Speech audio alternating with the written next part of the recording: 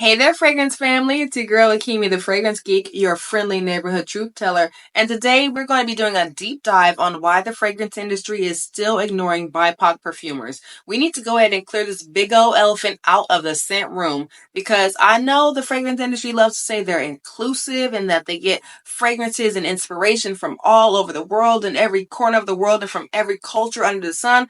But when it comes to who's actually making the scents, y'all, it gets a little, European. It gets very YT and very filtered. And let's just go ahead and unpack the gatekeeping. Let's go ahead and unpack the secrets. And let's go ahead and pick out some of our favorite legends and drag the industry respectfully for still ignoring BIPOC perfumers in 2025. Because come on, y'all, it's 2025. And if that feels like that's something you're interested in, y'all, if you feel the vibe, make sure you like and subscribe. Grab yourself a friend and bring them on in. And as always, let's go ahead and jump into this video. All right, y'all, let's go ahead and get one thing straight just to start this video off. Fragrance did not start in France. Fragrance was not invented in Paris. Fragrance was not invented in Europe. Think about it. Ancient Egyptians were using and distilling perfume thousands of years before Grasse was even populated, before Grasse was even discovered, or like all that jazz. Think about the sacred oils, the incense rituals, and like the spiritual scents that Egyptians were using.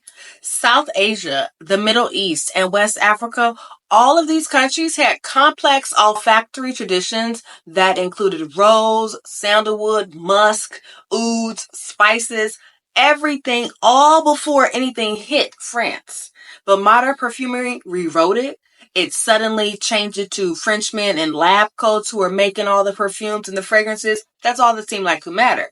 Colonialism definitely played a big role. Ingredients were getting extracted and repackaged and rebranded. These roots were not the problem, though. I just want to say, this was not the problem. The problem is how this, and they became the default and the standard for what real perfumery is, what it looks like, and what it smells like. If you're not trained in a European lab, if you're not name-dropping Grasse France, if your packaging doesn't whisper old money, they're not going to take you seriously in the perfume world. Meanwhile, BIPOC perfumers who come from deep, rich olfactory roots, incense, herbalism, spice blends, ancestral rituals, they're just ignoring them altogether and not being taken seriously. Like for real, y'all, how did the ancient Egyptians pioneer fragrance, but modern black and brown perfumers are being called niche? So really, you guys, it's not a pipeline problem. It's a visibility problem. Let's just kill that myth right now that the reason why you don't see more BIPOC perfumers out there in the industry is because they don't exist. There's not that many of them out there. There's not a lot of black and brown people making perfume. The lies we tell. They're out there. They're innovating. They're creating. They are blending stories with scents.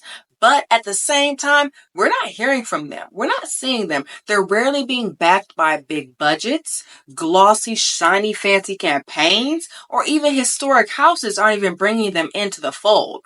How are you going to be a newly, out fresh from perfume school, I don't know what it's called, but from perfume school, let's just say we're calling it perfume school, y'all, okay? Just for the sake of this argument. How can you be a black, brown person or a BIPOC person, okay, who is fresh from perfume school, and you are wanting to establish yourself as a perfumer, as a nose? How are you going to do that when the industry is generally looking for palm-colored individuals from Europe to do that?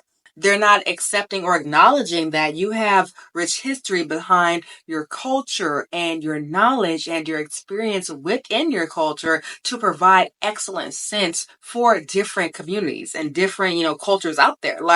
When you are a BIPOC perfumer, okay, black, indigenous, whatever you are, non-white, let's just say, when you are a non-white, non-European perfumer, you have such a cultural advantage. You have a richness and a wealth of things, but it's not really being acknowledged by European standards.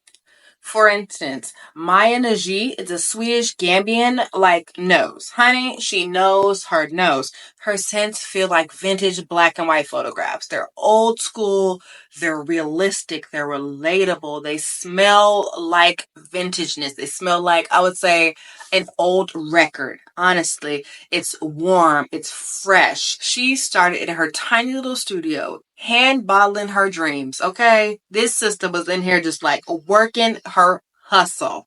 And her work, her scents are so layered.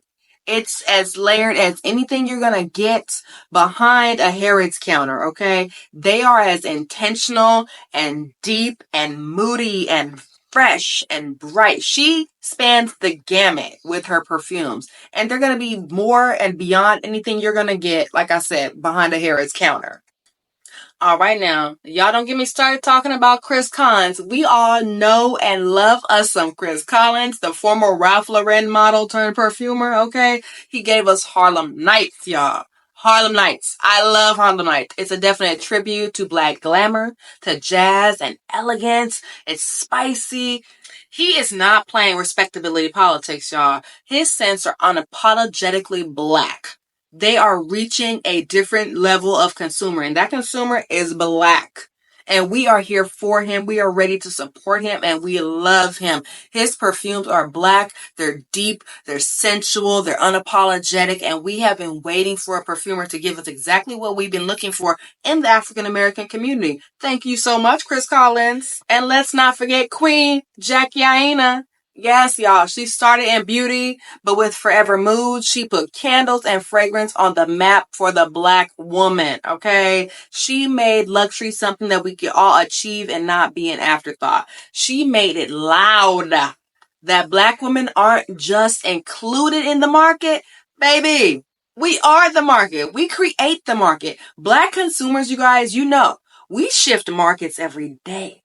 Y'all know when we said F Target, we meant F Target, and Target sales dropped. I heard $1 billion. I mean, I might be wrong, and I don't be throwing numbers out there often, but Target sales, when we said no more, when we boycotted Target, the sales dropped.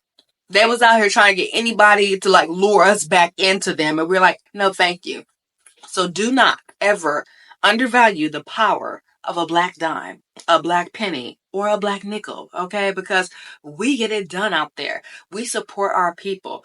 Jackie Aina has made it just a beautiful, acceptable thing for us. I love her so much. Forever Mood is an excellent brand. Y'all get out there and get to Sephora, y'all, and sample her stuff. Stop playing. I know you already have already. Anyways, moving on. Let's not also forget our non-black BIPOC creators like B. Shapiro. She is a Taiwanese perfumer who is out here doing clean scents, realistic scents, scents that are not going to be overpriced for what they are, but they're going to be beautiful, recyclable. She's thinking about all aspects of the market, and that is something we definitely appreciate. Really, you guys look into Ellis Brooklyn. I love that house. Y'all know I talk about Ellis Brooklyn all the time. B. Shapiro knows what she's doing as a BIPOC perfumer. But realistically, these perfumers do not need validation. They need visibility in the perfume industry. For instance, I came across this, I want to say a couple days ago. By y'all standards, depending on when I post this video, it could be last week. But for me, it was a couple days ago. It was Funmi Monet. She was on TikTok talking about how at the Fragrance Awards, we had very little representation for our perfumes. I mean, creators like Chris Collins, Jackie Aina, very little representations. I don't even think they were nominated for many, categories, let alone one many categories. And I really appreciate it. And I'm going to say this right now. I don't really follow Funmi Monet like that. But when she put this TikTok out, it really resonated with me because I was like, dang, girl, I feel you, because I was in the process of getting my notes and my research and my outlines together for this video. So when I came across that, I was like, yeah, I definitely have to include her in this video. And I'm just going to say this. If I'm able to, I will be putting her in this video somewhere in this area and letting you guys know what she said. Yesterday, I asked if y'all thought I was being too woke, but since you guys said no, I'm getting back on my high horse. In many ways, award shows, even in the fragrance industry, are essentially a PR machine. It's about who you know, where you are, and who's going to see you. But in this particular instance, my beef with the Fragrance Foundation Awards is not just that there were no Black winners, there were no Black nominees in any of the categories. On their website, they actually have a list of all their members. Brown Girl Jane is listed here, blackperfumers.com, Forever Mood is listed, Harlem Candle Company, these are all Black-owned brands, as well as Mudo and Our Side. And of course, we also have World of Chris Collins. From my understanding, each brand submits a nomination for themselves to be represented in each category. So assuming that they get dozens of submissions, and the submissions all cost the same from my understanding. So it's not like one brand paid $50,000 for their submission and another brand only paid $2,000 for their submission. If the submissions are all weighted the same, then why is there not an equitable representation amongst the nominations? Now, if I was able to put that in there, you guys heard what Fumi Moni said about, what's going on with the Black perfumers in the industry and how we're being underrepresented or not, or honestly just passed over altogether. Chris Collins, y'all. His work has been so beautiful. These underrepresented brands, BIPOC brands, have been excellent. Ellis Brooklyn, like I said, I'm just not trying to include, African American or Black or, in the Black diaspora, creators, because Ella's B. Shapiro, she's a Taiwanese creator. We have creators that are non-Black or biracial that are not being included in the conversation about perfumes, and that genuinely needs to stop. This cannot be a charity case. It has to be a celebration of talent that is already defining the game. Chris Collins defining the game. Zach Yaina defining the game. B. Shapiro defining the game. With or without the industry approval, they have been defining the game, and we need some definite acknowledgement of these perfumers. So don't borrow my ingredients if you're not going to invite me into the lab. That's genuinely how I feel about fragrances now, and how I feel about cultural appropriation in fragrances. If you're going to borrow my ingredients and take from my culture, but you're not going to invite me into the lab, you're not welcome to my ingredients. But here's where it gets messy. The fragrance industry has always leaned on global inspiration, as do we all. We always want to try something new and different. But here's the difference. They'll fly to Morocco in a single spritz, but they won't hire a Moroccan perfumer. Y'all, how you going to talk about Moroccan inspiration, but it's not coming from a Moroccan perfumer? Oud, saffron, cardamom, jasmine, sandalwood. These ingredients come from countries of meaning, ritual, and identity. If your entire scent profile is based on BIPOC perfumers, but there are 0 BIPOC perfumers actually involved in the process, sweet pea, that is not cultural appreciation. If anything, that is cultural extraction. We need to have respect for the culture and the creator. Do not cherry pick our magic, baby, if you're going to ignore our voice. Sweet pea, we are not asking for advice to y'all's gala. We are out here creating our own damn ball. Putting a brown, person in an ad may be cute, but real inclusion is structural. We got to start from the inside and then build outward. It's funding BIPOC-led brands. It's hiring BIPOC perfumers, evaluators, marketing, and executives. It's just not picking up on interns. It's mentorship programs. It's open access to trainings.